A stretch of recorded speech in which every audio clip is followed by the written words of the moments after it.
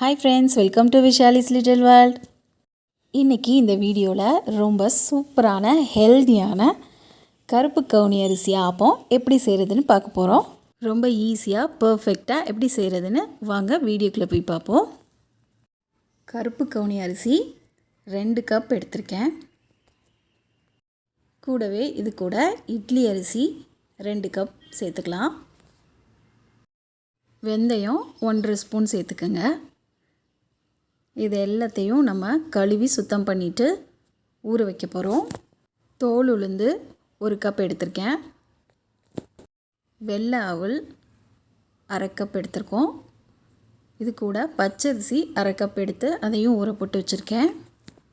பச்சரிசி சேர்க்கும்போது ஆப்பம் நல்லா கிறிஸ்பியாக வரும். கருப்பு அரிசி ஊறுறதுக்கு டைம் எடுக்கும். இது ஒரு 5 மணி நேரமாவது ஊற வைக்கணும். இதை நல்லா 5 மணி நேரம் ஊற வச்சுருங்க. அரிசியை நல்லா க்ளீன் பண்ணிவிட்டு நல்ல தண்ணி ஊற்றி ஊற வைக்கணும். உளுந்து 1.5 மணி நேரம் ஊறினாலே போதும். அரிசி நல்லா ஊறினதுக்கப்புறமா உளுந்தை நம்ம 1.5 மணி நேரம் ஊற வச்சு எடுத்துக்கலாம். வெள்ளை அவளையும் ஒரு 5 நிமிஷம் ஊற வச்சாலே போதும். அது நல்லா பொசு பொசுன்னு ஊறி வந்துடும். இப்போ எல்லாத்தையும் சேர்த்து நம்ம அரைக்க போகிறோம். இப்போ அரிசி நல்லா ஊறி வந்துருச்சு. இப்போ நான் கிரைண்டரில் அரிசியை நல்லா மையாக அரைச்சி எடுக்க போகிறேன். நல்லா நைஸாக அரைச்சி எடுக்கணும். கருப்பு கவுனி அரிசி ஊறின தண்ணியையும் இது கூட சேர்த்துக்கோங்க. வேஸ்ட் பண்ணிடாதீங்க. தண்ணியிலையும் அவ்வளோ சத்து இருக்குது.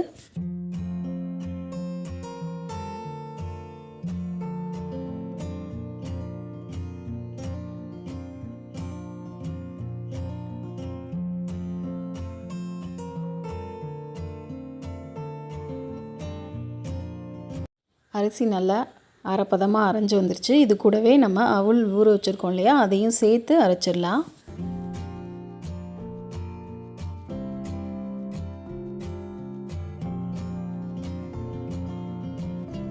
அரிசி நல்லா அரைஞ்சி வந்துருச்சு, மைய அரைஞ்சிருச்சு. இதை நம்ம அள்ளிடலாம். அடுத்து இப்போ உளுந்தை ஊற வச்சுருக்கேன். இதை தோலெலாம் நீக்கிட்டு நான் இப்போ சேர்க்க போகிறேன். தோலோடையும் அரைக்கலாம்.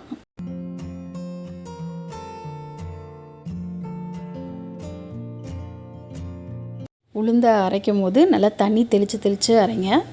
பாருங்கள், நல்லா நைஸாக அரைஞ்சி வந்துருச்சு. நல்லா பொசு பொசுன்னு வந்துருச்சு. இப்போ இதையும் அள்ளிடலாம்.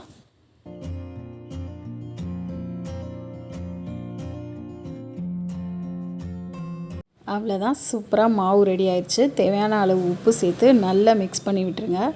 கையில் நல்லா மிக்ஸ் பண்ணிங்கன்னாவே நல்லா புளிச்சு வந்துடும். இது ஒரு 8 மணி நேரம் ஆகணும் புளிச்சு வரத்துக்கு. இருக்கட்டும், மாவு நல்லா புளிக்கணும். ஒரு 5-6 மணி நேரத்திலேயே நல்லா மாவு புளிச்சிருச்சு. பாருங்கள் எப்படி பொங்கி வந்திருக்குன்னு. அவ்வளோதான், ஆப்பத்துக்கு மாவு சூப்பராக ரெடி ஆயிடுச்சு. ஆப்பம் ஊற்றுற பதத்துக்கு தேவையான அளவு தண்ணி ஊற்றி இதை நல்லா மிக்ஸ் பண்ணி வைக்க வேண்டியது தான். ஆப்பத்துக்கு தேங்காய் பால் ரெடி பண்ணிக்கலாம். பொதுவாகவே ஆப்பத்துக்கு தேங்காய் பால் தான் சூப்பரான காம்பினேஷன். அப்படி இல்லை தேங்காய் பால் வேண்டான்னு நினைக்கிறவங்க சிக்கன் குழம்பு, கடலைக்கறி இந்த மாதிரி எது வேணாலும் வச்சுக்கலாம். அதுவும் ரொம்பவே டேஸ்டியாக இருக்கும். பொதுவாக குழந்தைங்களுக்கு தேங்காய் பாலும் ஆப்பமும் கொடுக்கும்போது ஒல்லியாக இருக்க குழந்தைங்க நல்லா குண்டாக இருப்பாங்க. அவங்களுக்கு நல்லா ஆரோக்கியமாக இருக்கும்னு சொல்லுவாங்க. இப்போ ஆப்பம் ஊற்றி எடுத்துடலாம். அடுப்பில் ஆப்ப சட்டி வச்சுட்டு மீடியம் ஃப்ளேமில் வச்சுக்கோங்க. கொஞ்சம் ஆயில் நல்லா ஸ்ப்ரெட் பண்ணி விடுங்க. இப்போ ஆப்பத்தை ஊற்றி எடுத்துருவோம்.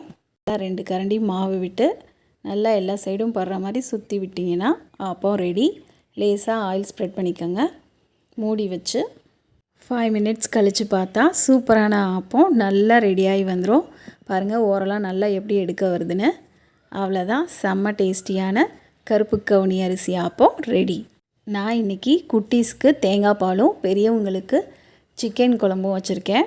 நீங்கள் ஆப்பத்துக்கு என்ன தொட்டு சாப்பிடுவீங்கன்னு எனக்கு கமெண்ட்டில் சொல்லுங்கள். ஆப்பத்தில் நாட்டு சக்கரை போட்டு தேங்காய் பால் ஊற்றி சாப்பிட்டோம்னாவே டேஸ்ட்டு செம்ம சூப்பராக இருக்கும். பாருங்கள், ஆப்பம் எவ்வளோ சூப்பராக இருக்குது, சாஃப்டாக வந்திருக்கு, ரெடியாக இருக்குது. நீங்களும் வீட்டில் செஞ்சு பார்த்துட்டு எப்படி இருந்ததுன்னு எனக்கு கமெண்ட்டில் சொல்லுங்கள். இந்த வீடியோ பிடிச்சிருந்துச்சின்னா லைக் பண்ணுங்கள். இதே மாதிரி ஒரு சூப்பரான டிஷ்ஷோட அடுத்த வீடியோவில் உங்களை சந்திக்கிறேன். தேங்க்ஸ் ஃபார் வாட்சிங். Bye friends.